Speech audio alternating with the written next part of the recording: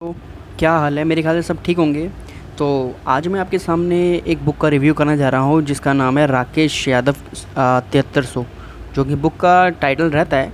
और वैसे इसके अंदर 11,300 प्लस क्वेश्चंस मिलेंगे, वही विद डिटेल्स के साथ। रिसेंटली मैंने बुक को परचेज़ किया था जिसमें मैंने मार्किंग कर रखी है, जैसे कि आप देख सकते हैं हर चैप्टर की मैंने मार्किंग कर रखी है।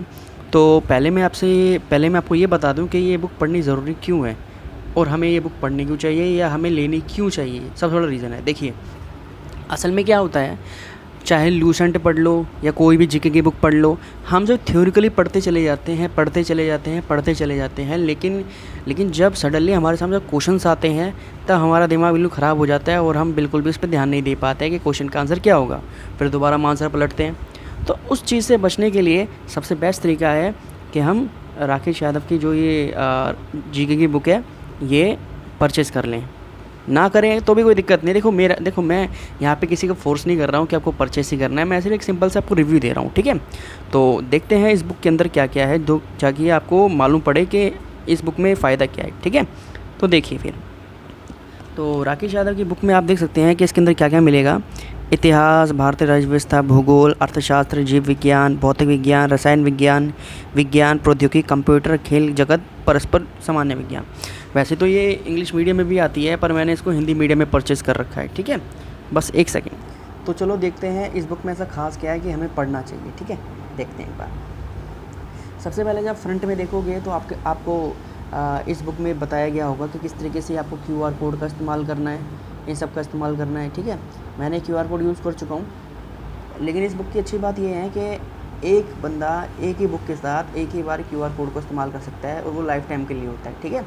तो आगे देखते हैं। आगे ये बुक के बारे में कुछ बताया हुआ है, और ये बता दूं कि ये बुक लेटेस्ट है। जैसे कि मैंने आपको बताया कि ये 1999 से लेके अब तक की जो बुक है। आप देखिए इसके अंदर है क्या क्या। देखो, इसके अंदर आपकी सिंधु घाटी सभ्यता से लेके भारतीय इतिहास, प्राचीन, मध्यकालीन, आधुनिक भारत, विश्व, भारतीय राज्य व्यवस्था, भूगोल के बारे में समझ जानकारी सब कुछ दे रखी है, ठीक है। जिससे कि आपको कोई परेशानी नहीं होगी किसी भी चैप्टर को ढंग से पढ़ने में। इस बुक के अंदर बारीकी से उन चीज़ों का ध्यान रखा गया है कि जो नॉर्मली एग्ज़ाम में आती ही आती है। और एक चीज़ और बता दूँ, कभी भी एग्ज़ाम वाले, खासतौर पर एसएससी के एग्ज़ाम्स में कभी भी कोई नया क्वेश्चन नहीं आता। हमेशा 10 साल 20 साल के जो पेपर है वो रिपीट होते रहते हैं, ठीक है। तो चलो आगे देखते हैं इसमें और ख़ास क्या है। सबसे पहले आपको यहाँ मिलेगा भारत का नक्शा, जिसमें हिंदी में दे रखा है और डिटेल में बता रखा है। और देखिए एक चीज़ बता दूँ, जीके के अंदर जियोग्राफी नाम का एक जो चैप्टर है, जिसको हम भूगोल भी कहते हैं, उसका एक सिंपल सा नियम है। अगर आपको जियोग्राफी पढ़नी है तो सबसे पहले आपको भारत के नक्शे के बारे में पता होना चाहिए। मिनिमम 50% जो इसको समझ लेता है उसका आधा काम आसान हो जाता है, ठीक है।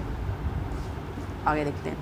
आगे इसमें बताया गया है कि किस तरीके से भारत है, भारत का क्षेत्रफल कितना है, भारत के पड़ोसी देश क्या क्या हैं, पड़ोसी देशों के राज्य कौन कौन से हैं, भारतीय राज्य पट्टियाँ कौन सी है, भारत के राष्ट्रीय प्रतीक कौन से हैं, इसके बारे में हर डिटेल दे रखी है।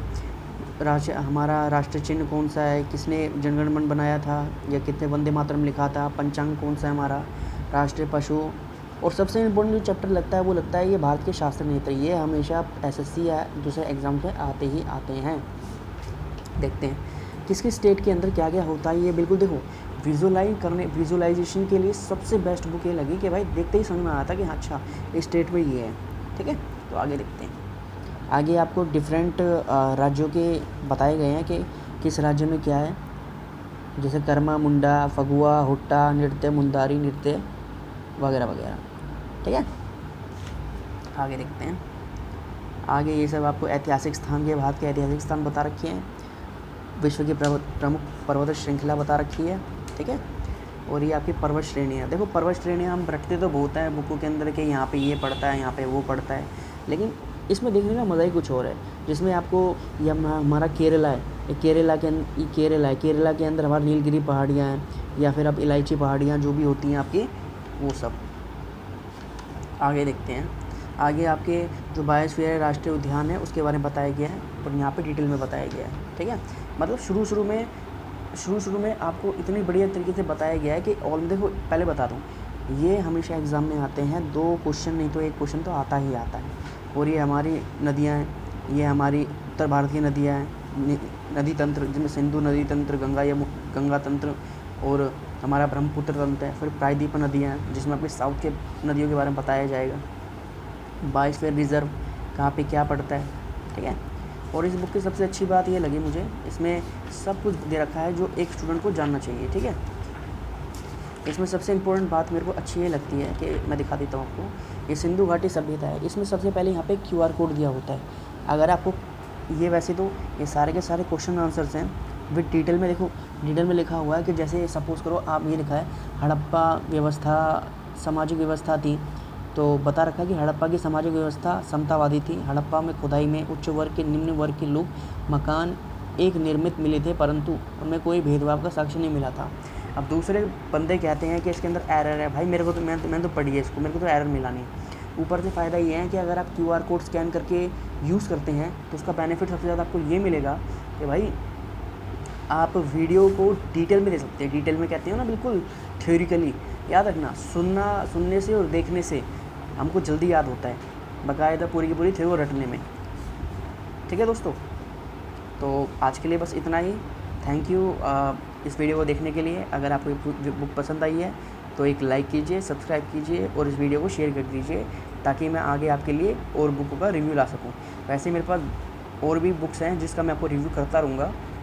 तो thank you for watching this video. आपका दिन शुभ हो।